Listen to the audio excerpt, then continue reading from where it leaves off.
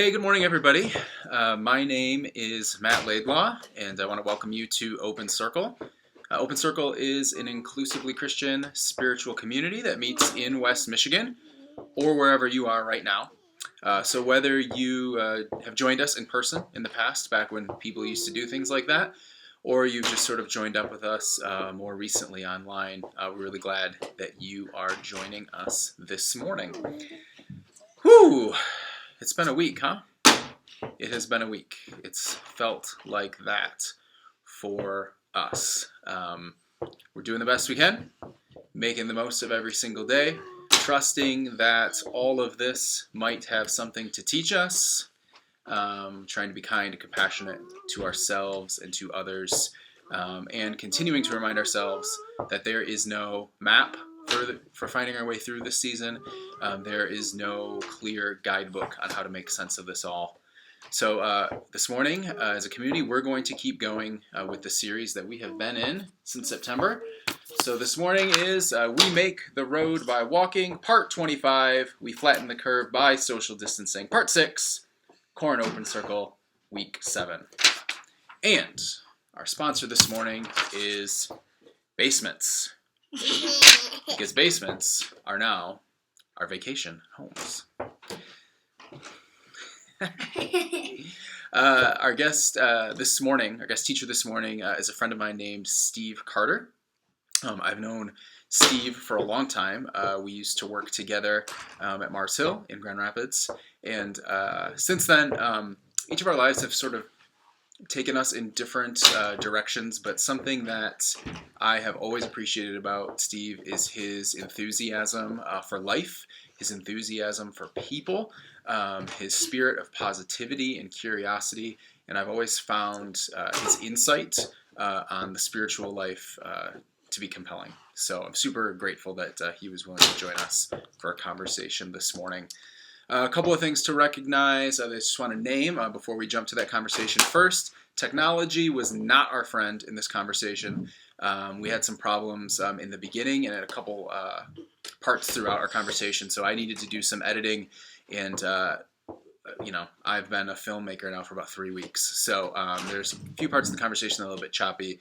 Apologize for that in advance. And then second, Steve and I are two white males who've both been pastors. Our conversation about suffering, grieving, pain, both of us recognize that it's wrapped in our own privilege. Both Steve and I have been doing a lot of work to become more aware of how privilege has impacted our own lives, and are both committed to continuing that work into the future. But those are two things that I just wanted to name before we jump into that conversation. So, like we do every week, before we get started, this is a new way of being present with one another, even though I think we're starting to get used to it a little bit. Let's take a moment, be mindful of our breathing, find a posture in our chairs or wherever we are right now that communicates openness to ourselves, to one another, to God. And let's just take some deep inhales and some deep exhales. You want to join us? All right, deep inhales, deep exhales.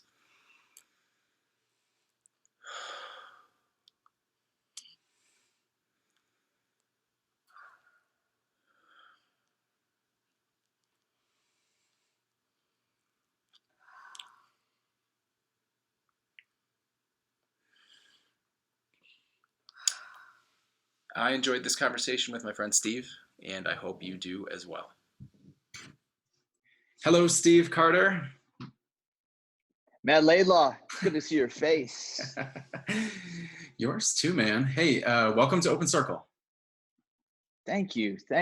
So proud of you, and tuned in last week, and it's so fun to see all that is like stirring in you. There's so many memories I have of you, very good memories, and I'm glad that you are continuing to lead with examples, like by example. I mean, I really respect you a ton. Hey, thanks, man. Well, I appreciate you joining us this morning. That's all the time we have for this conversation. So thanks for the kind It's words. good. It's I good. got what I needed. No, It's good. no, it is really good to see you, man. As I was thinking today, um, sort of in preparation for this conversation, I think I probably had a similar um, feeling as you, was like just memories, and funny ones, embarrassing ones, silly ones, many that we won't get to in this conversation. But man, I think I've known you since I was like 19 years old. Um, and a long time ago, we had the chance to work with each other back when it was appropriate to wear hoodies and track jackets to work every day. And now look at us, we're all gray. And And we're both wearing this. Yeah, we're still that's wearing the a track joke. jacket That's with the a hoodie. joke. Like That's it's that. oh, oh, wow. Okay. It's okay. It's okay. One of the things that many people in Open Circle have in common is that in some way all of us have left something behind. A church, a tradition, a community, an institution, a job, for any number of reasons. But I know for many who are part of Open Circle, leaving something behind, like that had to happen at some point. There was a line we had to cross, a threshold we had to cross that had to do with our own integrity, sort of the health and integrity of our own soul. Like I can't stay here and live any longer. I've got to move into some other space. And I know that each of our stories are different. You've been a pastor, a professional Christian for a long time. 18 months ago, you really abruptly left a job at a church that in so many ways was your dream job, your dream role. You left a community you were significantly invested in. You moved across the country. Uh, I know you're still doing work in connection with churches, but you're not employed by a specific church. You don't have a title or a role or a tradition. You don't need to get into the details of why you left. People can find that out easily enough if they want to do some Googling. But would you be willing to talk us through your experience of leaving a community and an identity that seems so integral to who you were and who you are, what that process was like for you and your family? And if you're able to, from the perspective of like a pastor and a leader, but also as just like a human, a normal human wrestling with leaving and that sense of loss that can come with that. Yeah, I think what's fascinating is the the older you get, the more that you recognize how much you need to learn, unlearn, and relearn. And you part of the unlearning and the relearning is around probably some parts that maybe you believed were success, some parts that you thought were, oh, this is what it's about. And I was in a congregation that I absolutely loved, in a city that I absolutely loved. Was doing chaplaincy work with the Bears. Like my life was like, it worked on paper, and it was everything I've been working for. It was 25 years of hard work um, to get to it. And there was this moment where I'm like, I made it. Like I did it.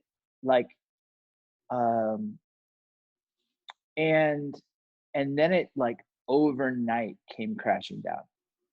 And it didn't come crashing down because of literally like some uh, decision I made. It came down almost like, I think what makes me so teary eyed for these seniors in high school whose season just got canceled Yeah. is something that it wasn't, it wasn't anything that they caused, right? It was like something outside of them that ended their season. And so for me, where I literally got kind of confronted with is, what do you do when, and I'm a 3 on the Enneagram. So everything I've done has been about achievement and winning. Okay. So What do you do when all of your success metrics are being hit?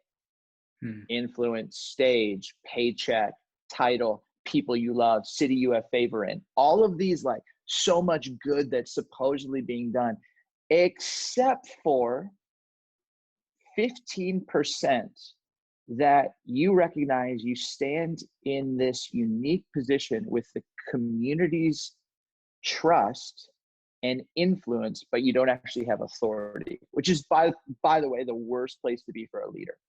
All the influence, no actual authority. And you really have this question is, do I maintain my title, position, paycheck, relationship with people because it feeds this part of me, and choose to not to overlook something that's only 15%. It's only 15%. I mean, the other 85% is so good. And I just remember my first mentor, Hal, and he would have loved the open circle. I mean, this is what he was about. And but he just would always pull me aside and say, Steve, it doesn't matter what you do in life. The only thing that matters is your integrity. It's all that matters. And he'd see me each week, whether at a youth group or church, and he'd just look at me and go, "Did you have integrity today?" And I'm like, "Yeah, I think so." And he goes, "Okay." And I just got to a point where I started doing that with my son, and he was like 1 and 2 years old, and I put him to bed. The last thing I'd say to him before he went to bed: "Did you have integrity today, Emerson?" He'd say, "Yeah, Dad." And then he'd look back at me and go, "Did you?" And I'm like, "I think so." And for me, that's always been it. Like so there's a part of, like, I was a pastor, I was at a large church, but I also think I just was a normal dude who loved Michigan football and loved people. And I got to do something that I really like to do. I think deep down my values were on I had to make a conscious choice to choose all of this stuff or to behold my integrity. And and and I think as a three, I recognized I should be able to do all of it. And then you come to a point when you can't, and you recognize there's no ultimate win. Like, you either lose job, paycheck, respect from the community by leaving for the sake of integrity, or you keep your integrity, and you lose all that stuff, or you keep your job and you maintain all this stuff and lose your integrity, and in 6 months, 12 months, 18 months, 5 years, 20 years, it comes out you didn't do enough, Yeah. and you lose all of that. So you're just in a lose-lose situation. But I think for me, I had a moment the first time I spoke up on behalf of some women, just to advocate for their story and say I believe them. And it was like cortisol to the max, man. And it shouldn't have been, but it was just, I knew the realities. Me doing this is putting a lot at stake. Putting my future, my family's future, the financial, all that stuff that really at the end of the day doesn't matter, but really does matter. And I came home super late at night, and I'm pouring myself, I'll be honest, a gin and tonic, and I hear this pitter patter on the hardwood floor, and it's my son, and he's 10.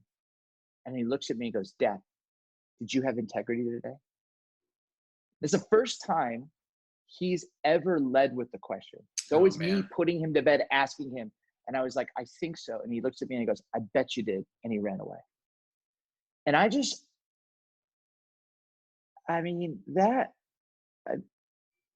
like, to this day, that moment just marks it, because I never want to have to look him in the eye and be like, "I didn't, bro. I didn't. I copped out. I took the safe route." And so you fast forward a few months, and I just was put in a situation, and I realized I needed to take a stand. And it was like, and I looked into a mirror, and I just thought, if my son asks me, did I have integrity today? And I follow through with this, I'm going to have to lie to him. So there's got to be another way. So I'm going to lose everything except in my opinion, my integrity or the chance when my son asked me. And for me, I couldn't do that for myself, but I could do that for my son. And I think that's probably been the biggest lesson, not the biggest lesson, but that's been such a huge lesson for me. Is we're always kind of having to rank things, and we used Yeah. to talk about this, like the Jewish rabbis would always rank the laws, but we rank things all the time. Like, my job is more important. My paycheck is more important. My title is more important. What's more important than what? Your integrity? No. And so, but oftentimes we push our integrity down because we can manage that and try to manage other people. But there comes these moments where, what do you do when people are being oppressed? What do you do when you have influence? What do you do? And what is like your integrity requiring of you? So that has been something I was confronted with, that I hated in the moment, but thanks be to God, I had a chance to step into, hopefully, what I've been preaching for many, many years. Hmm. Do you feel, so I would imagine that that decision, like crossing that line, had to, at least in the moment, had to have felt like one of the most difficult lines to have to cross, or decisions to ever make, because of the cost, like the sheer cost. And however you rank those things, like the cost was going to be high to step out of the situation for the sake of your integrity. Um, since you've left, um, what have you been learning about yourself, life, faith, God, spirituality? Um, because yes, you've left something and that cost was high, but at least my conversations with others who've maybe had a similar sort of leaving for whatever reason, that decision was so difficult, but the horizon just sort of keeps expanding the longer you're out of it. What have you been learning as you've kept moving forward? Yeah, so I live 3 minutes from this church, and it's a really large church. And I mean, I'd walk into a Starbucks shortly after I left, and people would start crying, or they'd be angry at me because I had left. People on staff, I was told, had a phrase like, "Don't Carter me," like, "Don't Wow. leave me." That's not good for the soul and the ego. And you just realize, like, people inside didn't fully understand why I did what I did. People on the outside did. So people outside, like this local community, were like, "Way to go, thank you." And people inside were like, "You were our guy, you were our guide, and you bailed." It Hmm. was really, really hard. So where do I go? I go into total 3, which is, okay, I got to go achieve something. I have to like, there, and almost channeling all of that negative energy in the most Jordan-esque like moment of, okay, what am I going to do with this? And I start thinking, maybe I got to move to San Francisco. Maybe I'll move to Miami. Like, what's cooler than Chicago? Like, I start thinking Western business up and to the right. And I kid you not, Matt, I wake up in the middle of the night and I feel as if God just speaks to me, like, go to the desert and wait for instructions. And like, I've only had this moment like 5 or 6 times where it just felt so, just like there was something there. I get up out of bed.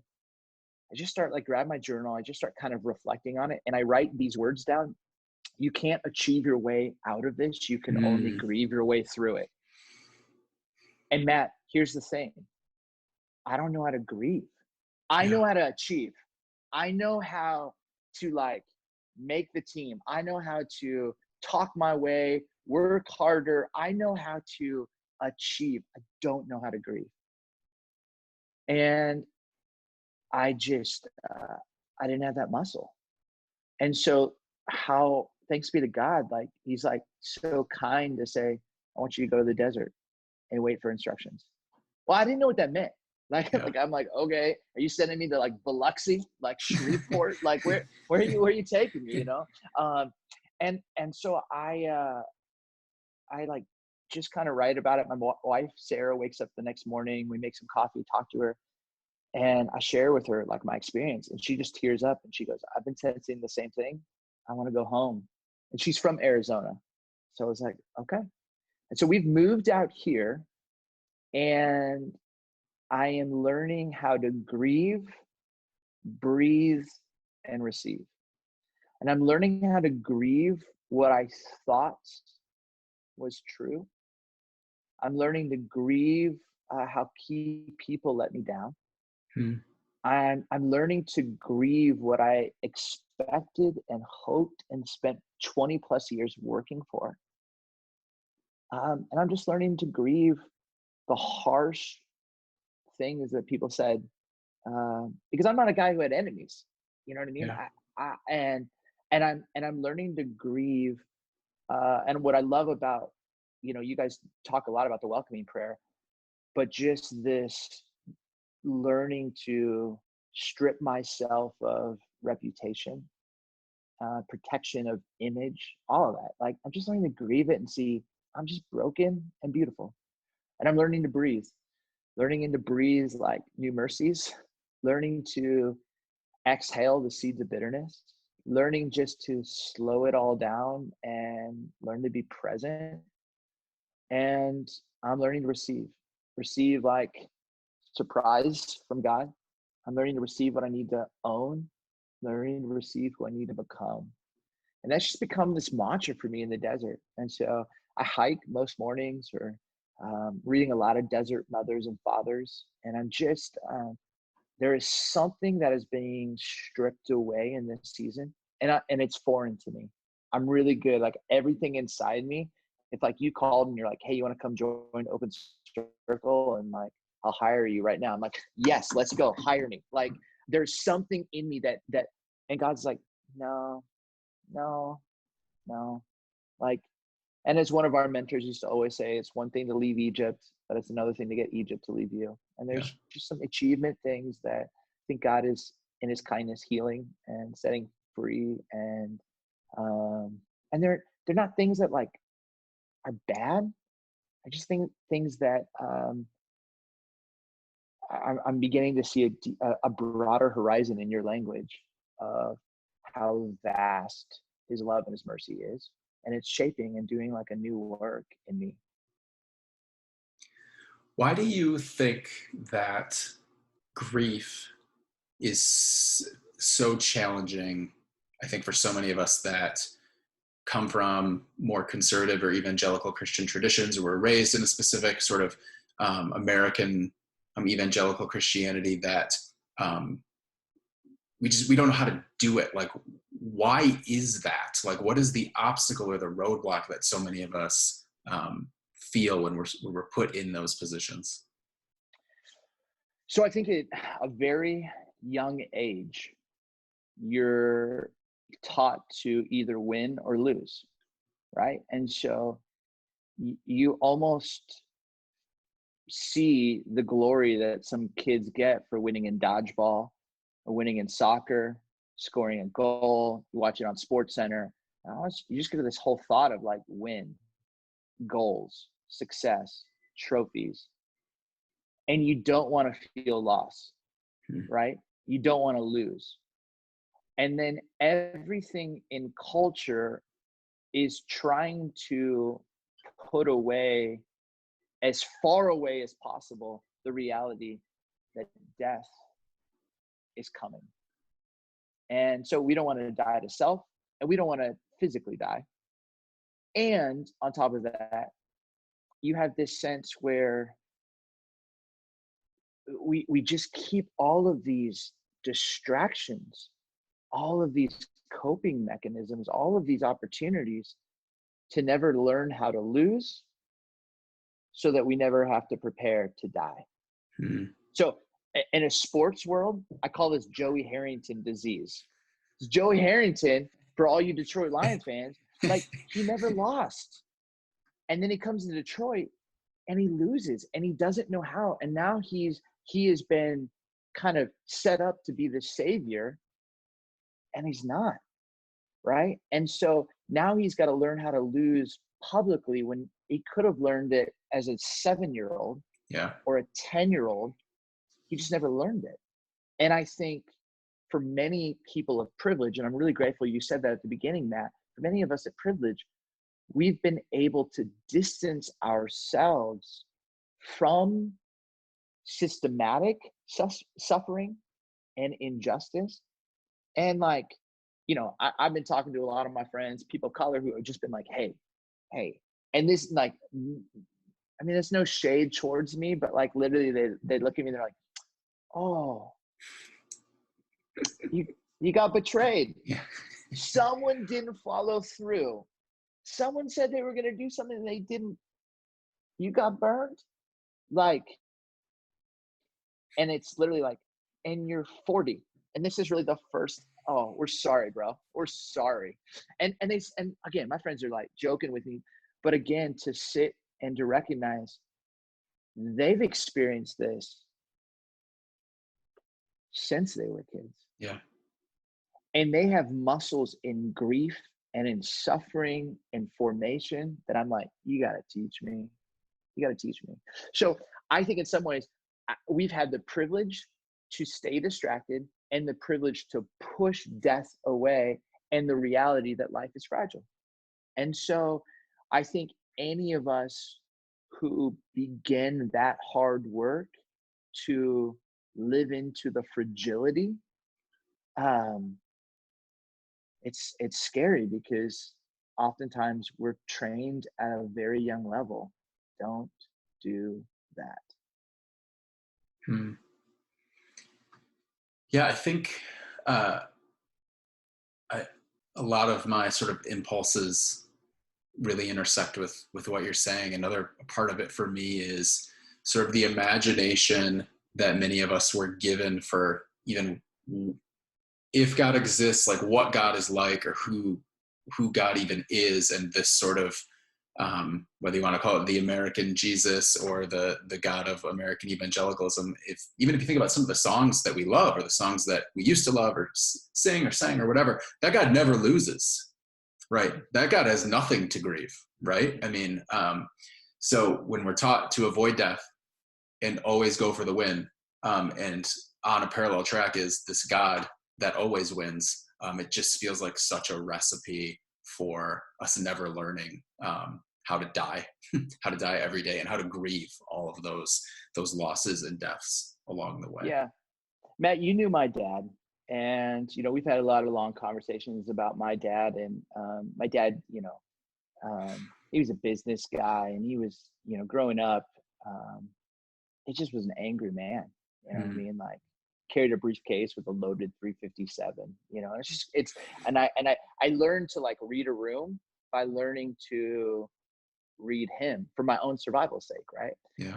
And he has this amazing transformation, and as he's transforming spiritually, he gets leukemia, and I'm now going like, wait, what in the world? And then he ends up having a bone marrow transplant, which basically like is given from some person we don't even know. Yeah. But the next 10 years, this new bone marrow attacks his body. He loses all of his teeth.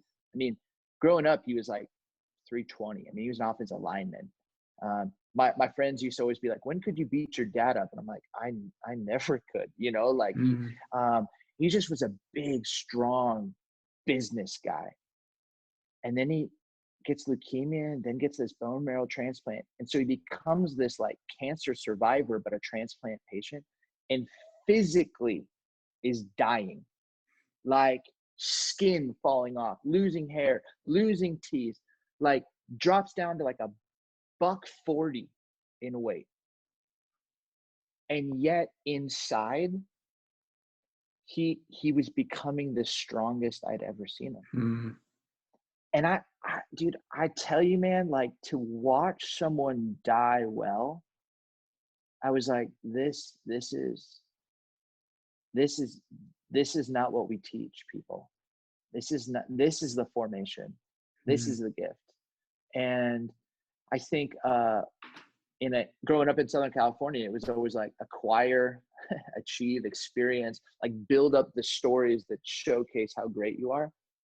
And you then watch my dad, who had all of that in California, but now is just dying. And he's just like, no, what really matters are the same things that, the prophets have been speaking about for thousands of years. Yeah. And so I think for me, that was such a gift.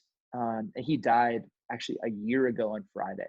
Wow. And so it was and just that sense of thanks be to God that I got to see someone, even in the midst of such a trying time, teach me how to die. Teach me that it's okay to grieve well. Teach me that it's okay to live in a desert, because actually some of the best heart and soul work can come. Man, that's such a beautiful, and man, there's just like so much grit in that story. Like that's just like, it reminds me of a quote I once heard James Finley share. He was talking about death and dying and grief, and he said, "Not everybody who enters hospice care is cured, but many of them are healed." And the good news is we don't actually have to wait until hospice care to find that same healing. But the irony of life is that so often many of us do. We wait until that time.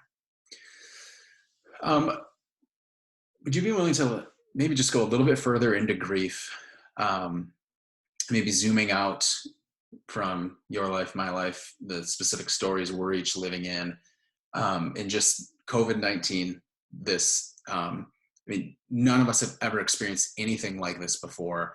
And grief is one of those words that is now sort of rising to the surface for a lot of people of like, we have to figure out individually and collectively, as individuals, as Christians, as a country, as a world, we have to figure out how to grieve if we're going to move forward in some way.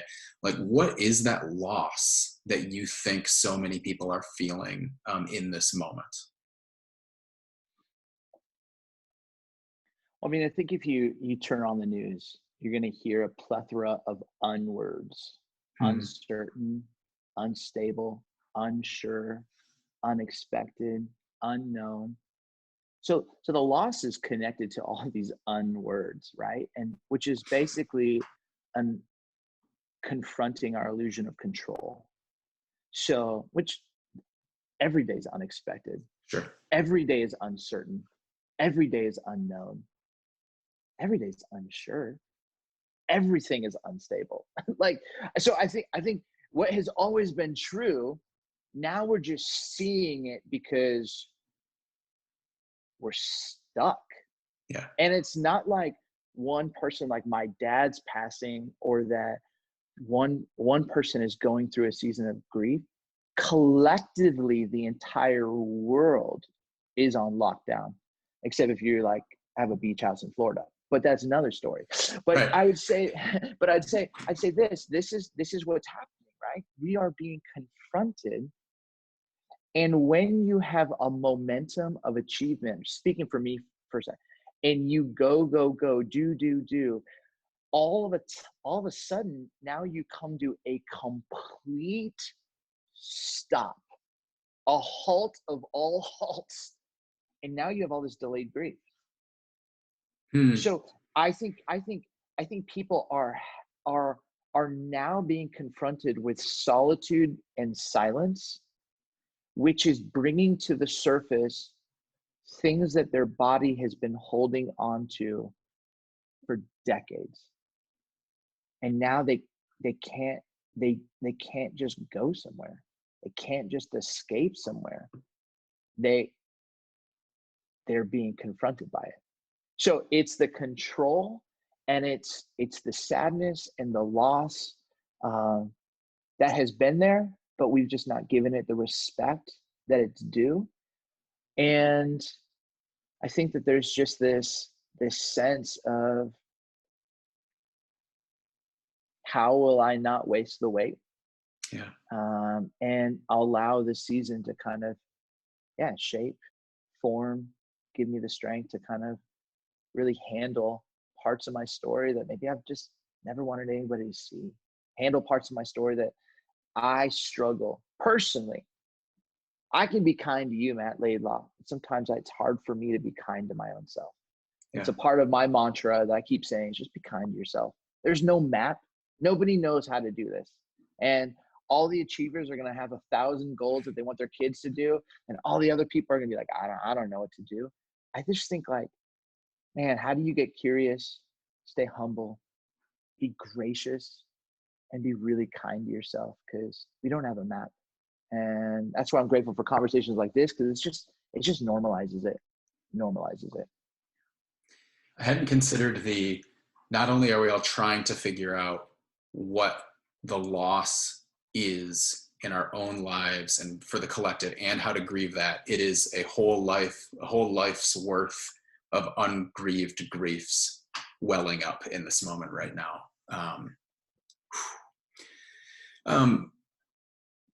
Being kind to yourself, finding space for breathing.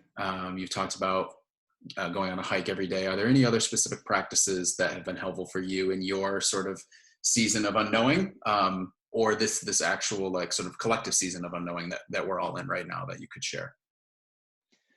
Well, I think two things. One is I'm a really firm believer in having healthy escapes, right? So what is going to be something that you can kind of step into that, I don't know, it's almost like really identifies that human or that little kid within you. It's just like, it's just a desire. It's just good. And so I like sports. I like talking about culture. And so it's just, for me, it's been, what does that look like? And just talking conversations of sports or on my social media, blowing it up in regards to The Last Dance, and just getting probably too excited about the Michael Jordan miniseries. But for me, again, it's just have a healthy escape. It's okay. The second thing is, I think, just getting profoundly curious, and probably my own kind of form of examine that I do. And it's kind of based on some stuff that, Matt, you and I have kind of grew up in some of our formative years learning. But I just start with a blank sheet of paper and I just ask the question, where are you? It's what God asked the first man and the woman in the garden as they were running. And I just free write, and I'll just write, like, where am I? Where am I emotionally? Where am I spiritually? Where am I mentally?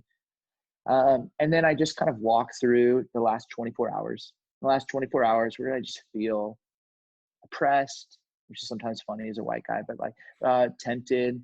Where did I just feel just like harassed? It's like my own personal Egypt. And then the last 24 hours, where did I feel like God met me, surprised me? Could be through a song, could be through a hike, could be through a verse, could be through a friendship, call. Just really like that Sinai moment. And then, God takes these people from slaves and he brings them to Jerusalem. And it's like Spider-Man theology. But, in the last 24 hours, where was I responsible and irresponsible with unique gifts and talents God gave me? I just got to be honest with that, especially in unknown and like working for myself. I just want to make sure, like, am I doing what I can with my craft and with my character? And then the people are irresponsible, so they find themselves in exile. And the great Bob Marley song, which is a psalm, by the rivers of Babylon we wept. And I just look ahead and go, in the next 24 hours, what's my next best right step? What do I need to do? Do I need to ask for clarity? Do I need to ask for forgiveness? But what do I need to do to take my next best right step in developing the person I want to be, the husband I want to be, the friend I want to be, the father I want to be, the leader I want to be? So that's kind of it. And I usually will either write that or on the trail, just kind of talk that through, kind of work it through my body and kind of offer that up as a prayer and as a time of reflection. It's beautiful. Thank you. Thank you for being willing to share that, and your words, your presence, I know have been a gift to our community. So if we want to keep up with you, if we want to cheer you on, keep hearing from you, what are some ways we can keep up with the work you're doing in the world? Thanks, man. You can find me at www.steveryancarter.com.